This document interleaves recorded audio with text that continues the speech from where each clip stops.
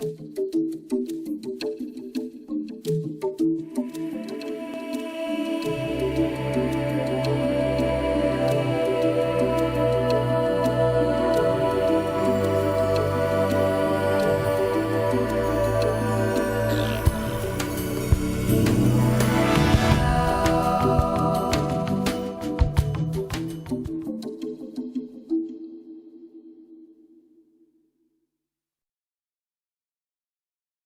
a school of philosophy that defines a miracle as a change in perception.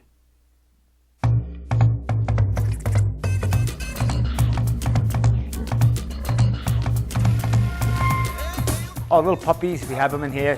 One of the puppies we rescued from the Bronx. People ask me, oh, what kind of dogs are they? Mastiffs? This? I said, no, they're South Bronx Melange.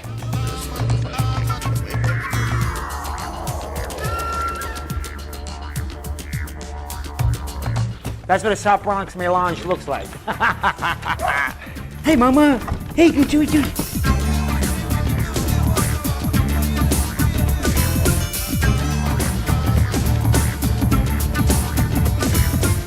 That's Guapo and Camionera, in honor of their Latin roots in the Bronx. We gave them Latin names. Right, Papa? Mama? Give me that. Woo-hoo-hoo!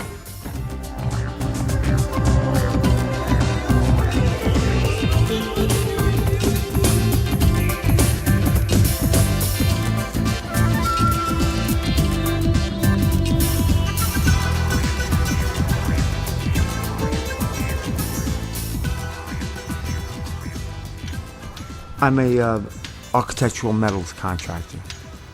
Do curtain wall storefronts, windows, doors, things of that nature, aluminum and glass. Mire aquí cómo quedó el ángulo de ese lado. El trimming, mire. We have 22 employees.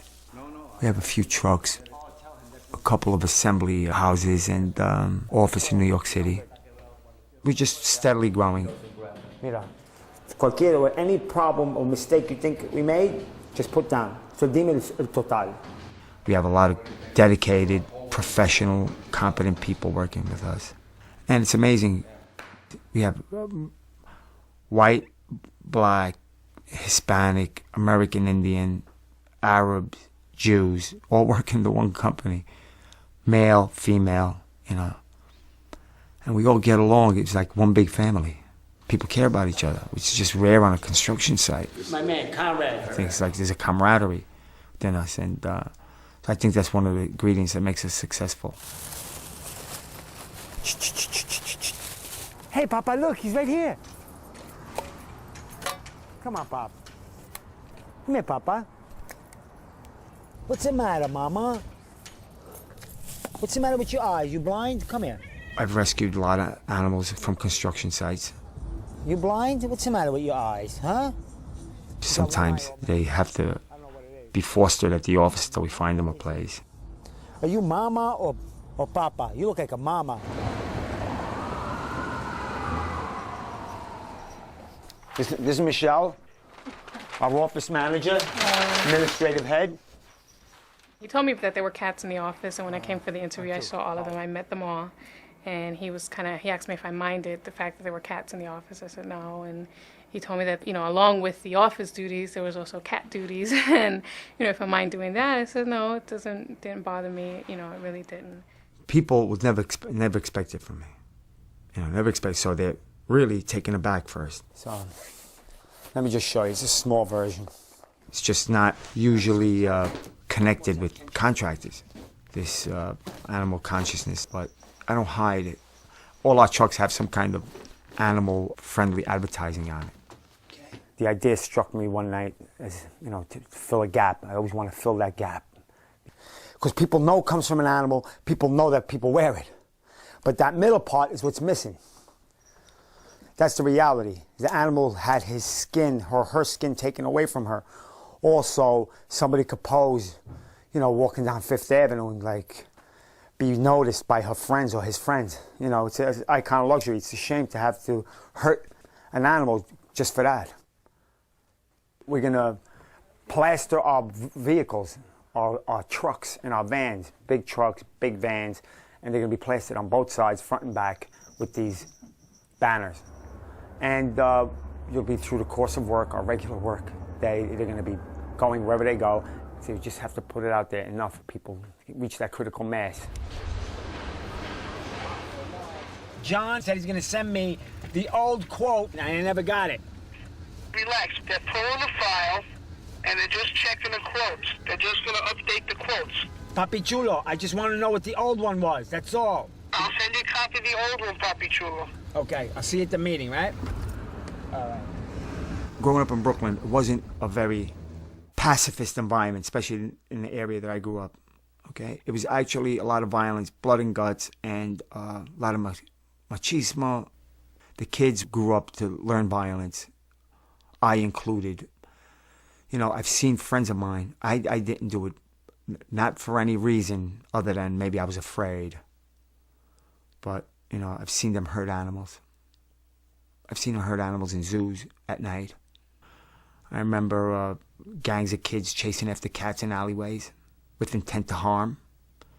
And it's a power thing. You could exert your power over something else, someone else. There he is. ¿Qué hay? No, okay. But, you know, really, unlike a lot of kids I grew up with, my family didn't particularly have any affinity for animals at all, not even at the level of companion animals. They actually had an aversion to animals. And I guess I had that same idea, really. I never had a pet in my life. I never had an animal, never. Actually, I was a little frightened of them.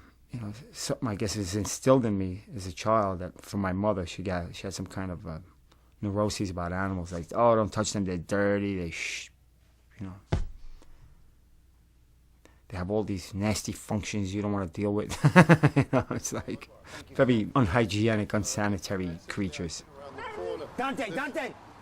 This black man is in the hospital. He's an artist. And I usually sit It wasn't until someone introduced me to a little kitten, and she asked me to babysit this kitten. Now, that was asking too much. However, I did have an ulterior motive. She was a very pretty woman, very desirable. She asked me for this favor. I figured I'll get a date out of this. Y'all ready? Anyway, if anyone knew me, it would be an impossibility to have this furry, unhygienic creature in my house. My house was a place where it was kept like a museum. You could eat off the rugs. It was just out of place to have a kitten running rampant in there and possibly soiling the rug that you could eat off of. And, but anyway, however, my self-interest was the motivator, and I accepted and was entrusted to this kitten. I don't know what I thought a cat was.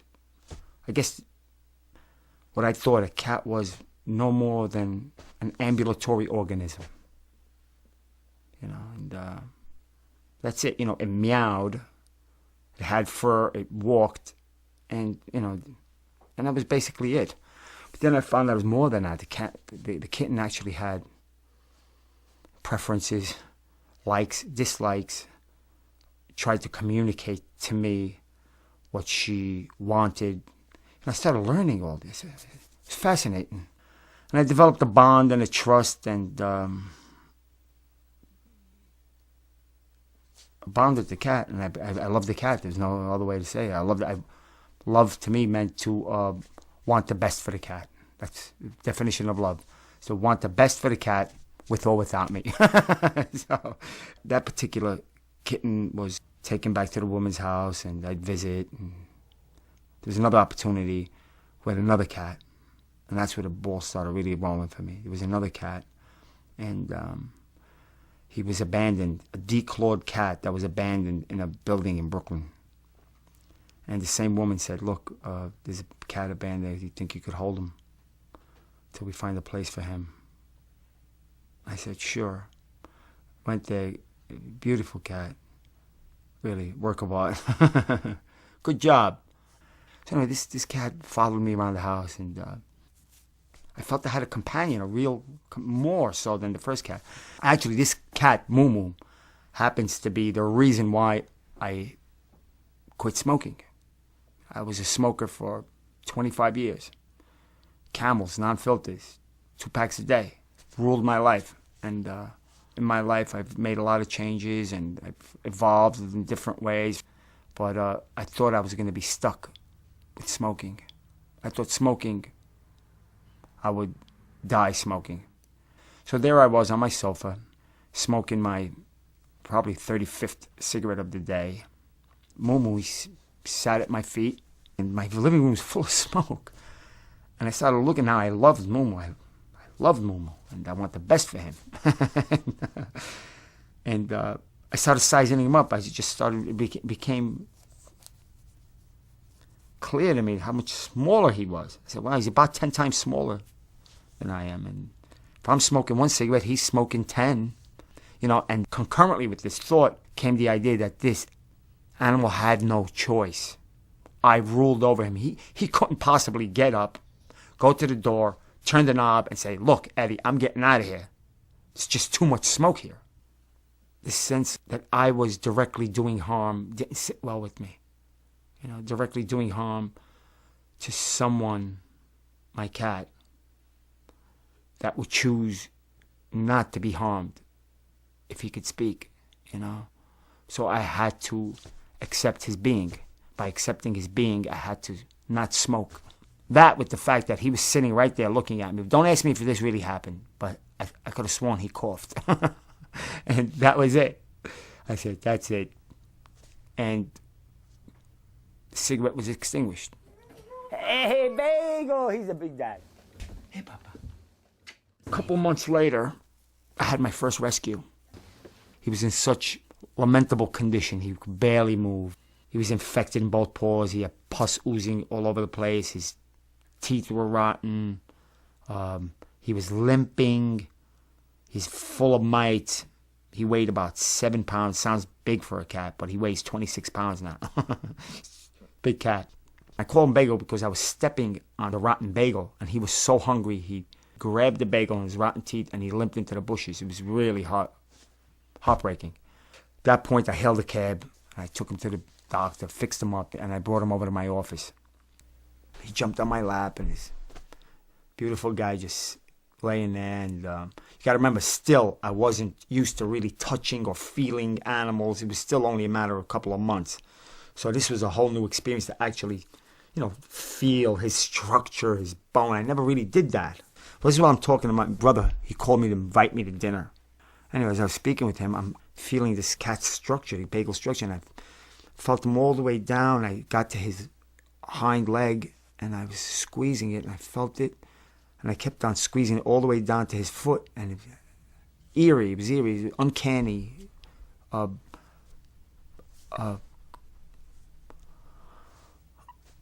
It was so much like a drumstick, you know, and I said, wow, this is strange. The tendons, the whole thing, just reminiscent of a drumstick. I didn't think much of it after that, and got up, got dressed, and went to my brother's house. And guess what they were having? Chicken. You know, they might as well have been having cat, because it's the same thing to me. You know, I just couldn't do it. Petting them one moment, eating them the next. You know, I made that connection between, get it, animal, period. Not cat, dog, animal. Anyway, I didn't eat that night. I just stared at the carcass. That was vestiges of a bird on it. Then I just saw it for what it was. Plus, I had another animal that I was going to go home to. How was I going to explain to him? Hello, boys and girls. This is Mary. Mary is the mother of JW. Sachi! This is Inky Jabba Joe. We found him across the street from my vet's office when I was coming out with another cat. And there he was with a broken paw. He was very sad. Oh, he looks very angelic now. Oh, angelic. What you been doing? Huh? Nicky Jabba Joe told me you've been a bad boy.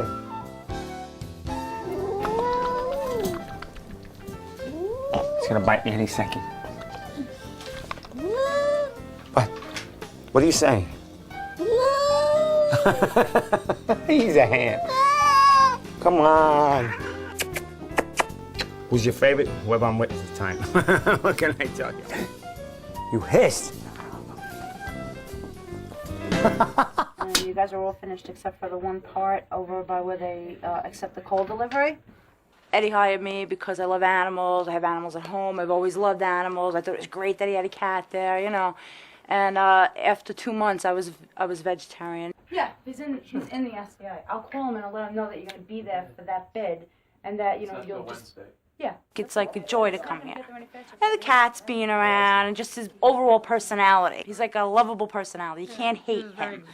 You cannot hate Eddie. Even if you're mad at him, you just can't hate him, you know? Even if you're like a little annoyed with him, it's just like, pff, it's Eddie. Do you have a still shot there? Where is I know the prejudice that occurs because I was one that prejudiced people at one time. And to hear vegetarian, it's as if they were always vegetarian. Oh, they're like, water walkers. You know what I mean?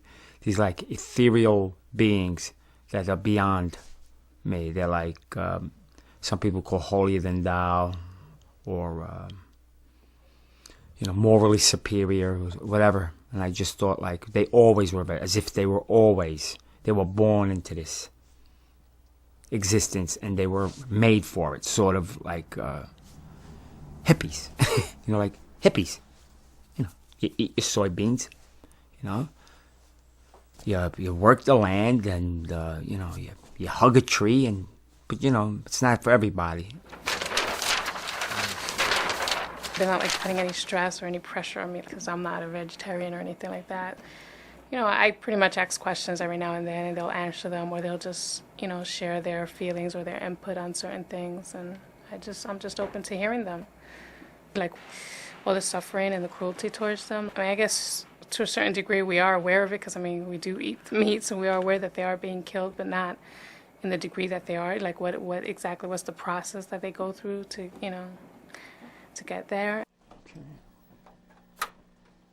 I saw video footage of pigs being raised, if you want to call it that, being confined in these pens on factory farms, then being transported, and then finally slaughtered. Here we go. Play. And I just saw this misery. Everything from, intensive confinement to giving drugs, antibiotics, and having their tails docked and ears clipped and snouts bashed, and all the way to transport. A lot of them die en route to the slaughterhouse, and then prodded into line to get them into the chutes to kill them, and a lot of them not dying on the first blow and getting boiled alive. All these horrible things that befall a pig. I cried looking at it. I couldn't think of why these animals were being punished in such a way.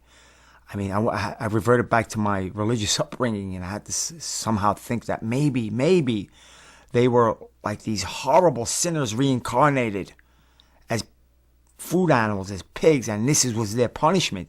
That maybe Hitler reborn, there it was. That's what he deserved. Because why would this pig have to suffer this much? This was these crazy ideas were going through my mind.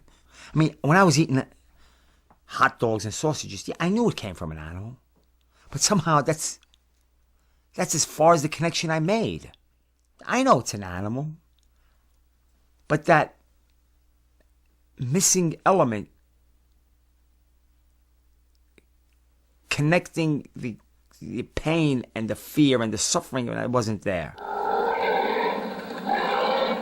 Another area that I feel like is even more helpless than human beings is that they can't express themselves. A pig cannot tell you, please, do me a favor. Don't kill me or the kids. For a pizza with sausage, please don't do that. I don't want to die. Can't say that. All they do is try to scream when they go into slaughter, and that's it, and that's the extent. There's no advocate for the animal.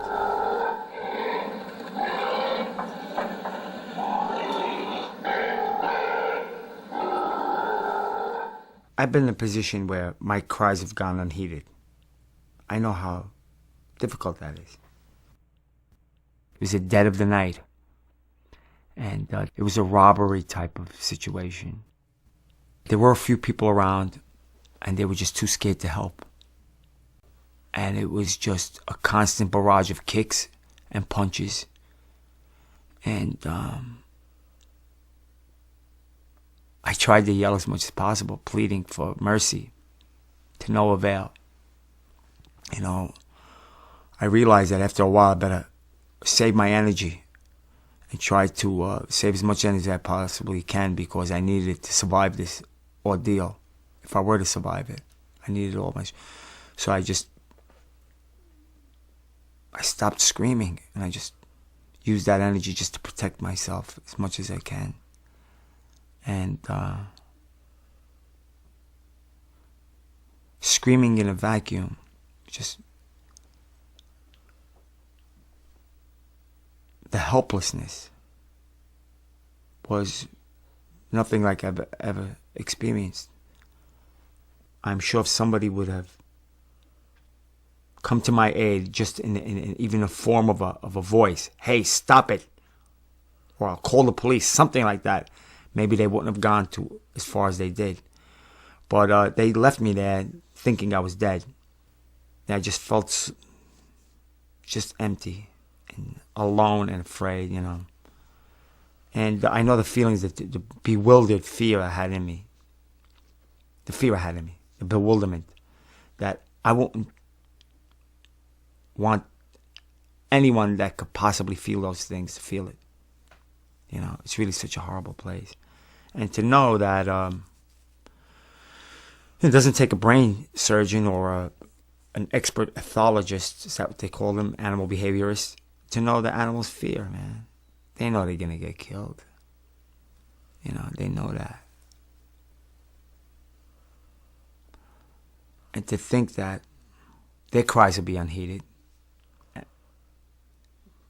And they are unheeded 9 billion times a year, for the most part. And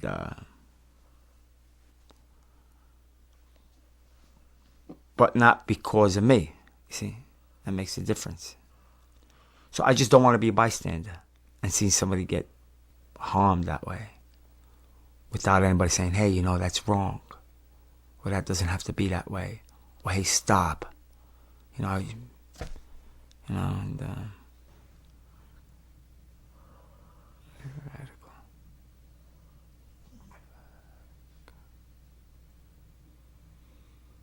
This is amazing to me still, because I'm just so fresh. You know, barely 4 years with this animal consciousness, and it's like to have a cat on my lap, me caring about it's definitely a miracle. Change in perception, certainly. Look at that. She's sleeping with an angelic look on her face. Pigs sleep the same way. Cows the same way. It's not what the animal is, it's what our perceptions of them are. That's the difference. That's why I love that bumper sticker. I'm a big bumper sticker fan. I get most of my education from bumper stickers. But it says, question authority. You know, authority may be what you think. Period. That's it. You know, that's your authority. Your brain is your authority. You know, question your ideas. Question why. You know, and another bumper sticker I love, who's helped me evolve to the person I am today, is it says, think globally, act locally. I love that. It's simple. Because really, you can start with yourself. Power of example is the biggest message you could convey to anyone.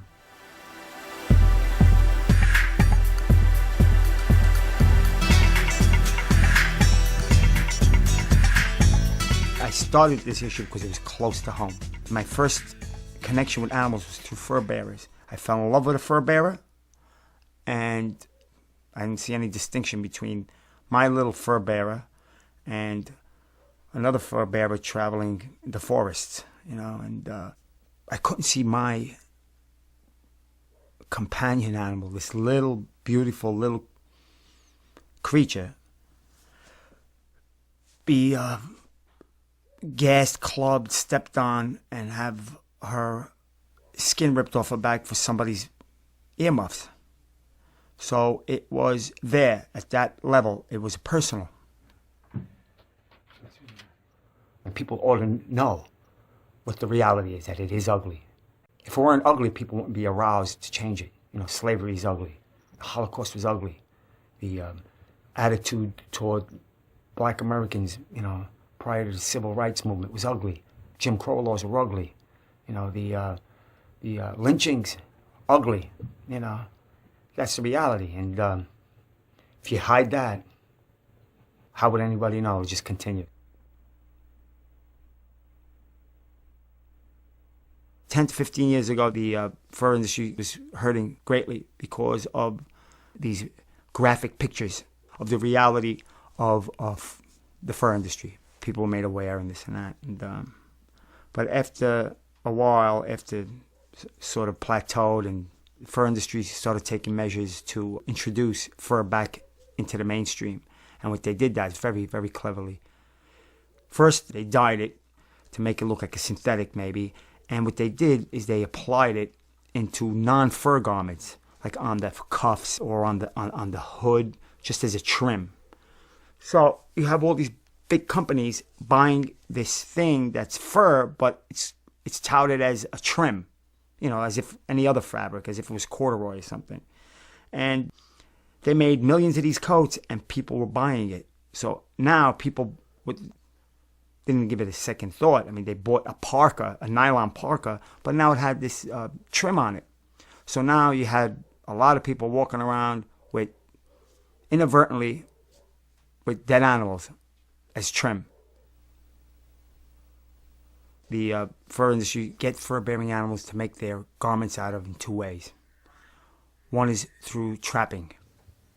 Certain animals cannot be raised in a cage. So there are those that, quote, need to be trapped in order to get their pelt. That's what a steel jaw leg hold trap looks like. Come on, get Satch out of here. That thing's so dangerous. Who knows it? Come on, Inky Jabba Joe. Goodbye, Mary. Look at Satch. Stop crying. Everybody get evicted right now. Come on. Okay. You're out, bro.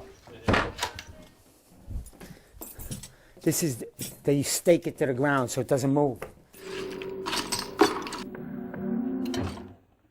They cover it up. They put it in areas where they know the animals travel. Very common trap. It's very cheap. And what happens is this. Okay.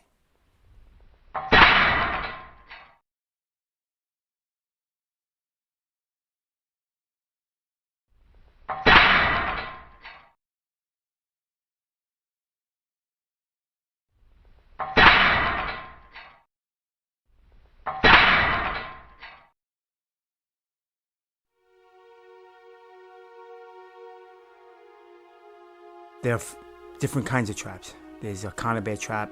It's a spring-loaded trap that snaps shut on the body, supposedly killing the animal instantly. It almost never happens. It works well in theory, in practical application it doesn't. What happens is the animal gets caught in the midsection, or on the face, or on the snout, or somewhere where they don't get killed immediately. It's neck breaking, and they writhe in pain, sometimes for a few hours, sometimes for days, until the trapper comes along and either decompresses the animal by squeezing on his chest with his feet or clubbing the animal to death.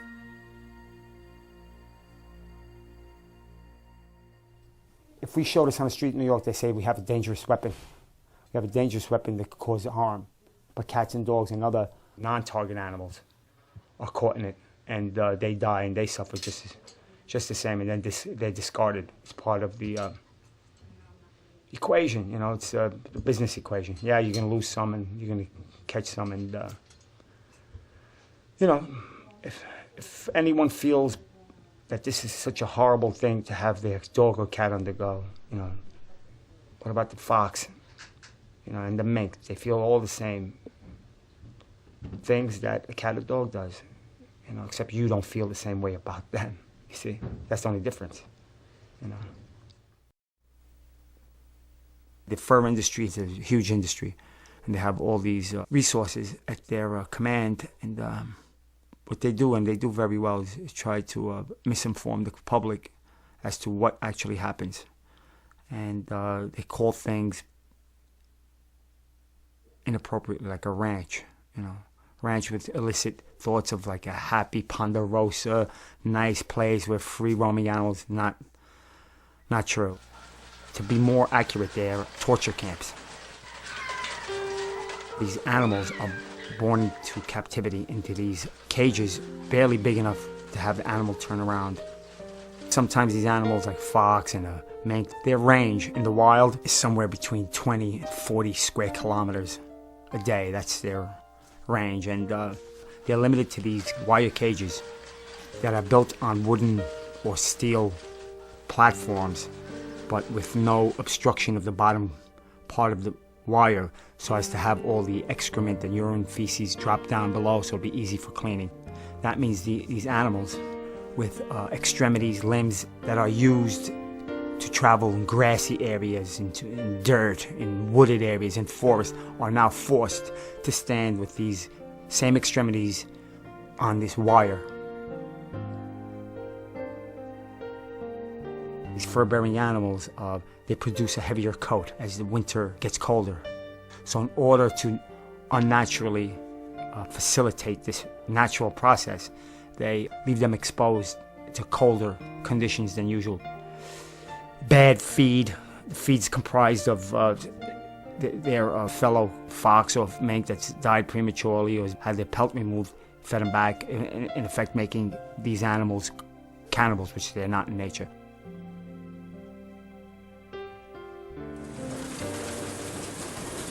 And they're in such confinement that a lot of them break down psychologically, and they exhibit stereotypic behavior, walking, pacing back and forth. It's a symptom of psychological breakdown. They actually went nuts. And they go nuts. Thousands more animals die prematurely. A lot of times very sick. A lot of times infections. I mean, there is no veterinary care because it's not cost effective to give veterinary care to an animal that's going to be made into a coat. So these animals have to endure these horrid conditions for many, many months until they're big enough for the kill.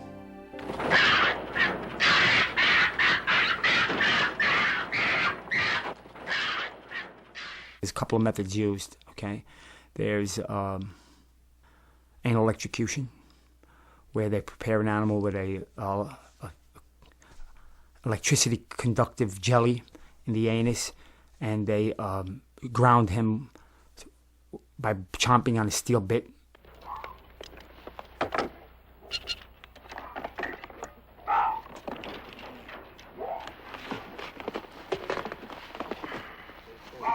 And they insert this probe into the anus, and they turn the juice on, and they fry him from the inside out.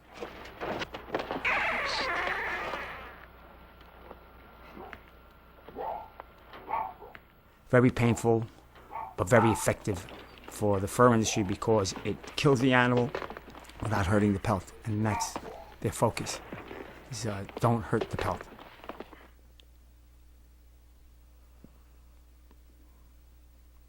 Another way is gassing. A lot of times very primitive methods of gassing, sometimes just hooked up to a carbon monoxide crate.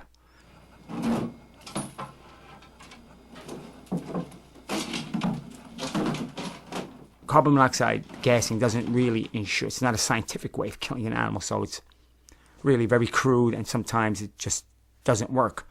And the animal's just knocked out. And they wake up as they're being skinned. It's just unconscionable. And this is not isolated incidents. This is just standard operational procedure. It just happens a great deal that these animals wake up as they're being skinned.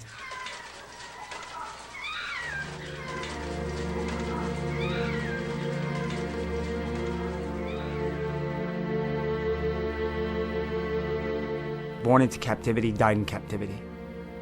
You know, it's really cruel and crude, and there's no way around it. There's no clean way. The animal always suffers.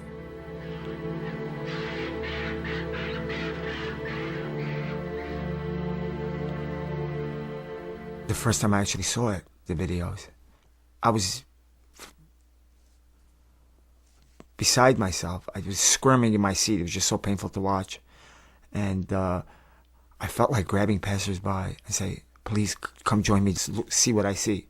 See what I see, and maybe, you know, you'll understand too.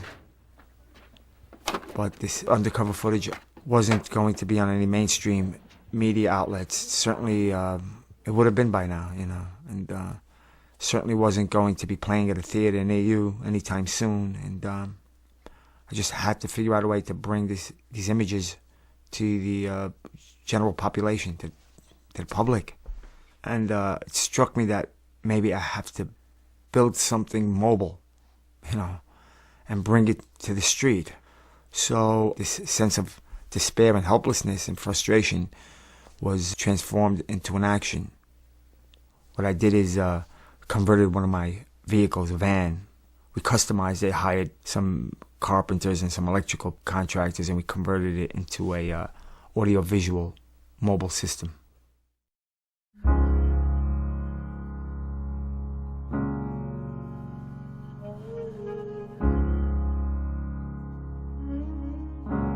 Spend all your time waiting for that second chance, for a break that would make it okay.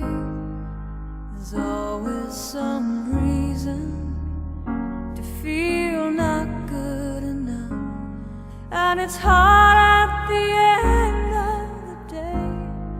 I need some distraction. Oh, beautiful release. Memories seep from my veins. Let me be empty. Oh, weightless, and maybe I'll find some peace tonight. In the arms of the angel, fly away from here, from this dark, cold hotel room, and the endlessness that you fear. You are pulled from the wreckage of your silent reverie. You're in the arms of the angel. May you find some comfort here. Ladies and gentlemen, take a moment of your precious time to bear witness to the cruel reality of fur and fur trim. Remember that all fur necessarily came from tortured and tormented animals, as you can see here in our undercover footage video. Please say no to violence, say no to cruelty, say no to fur. Have a happy and compassionate holiday. Thank you. So tied up in a straight line, and everywhere you turn, there's vultures and thieves at your back. The storm keeps on twisting. Keep on building the lies that you make up for all that you lack. It don't make no difference. Escaping one last time. It's easier to believe in this sweet madness, all this glorious sadness that brings me to my knees. In the arms of the angel,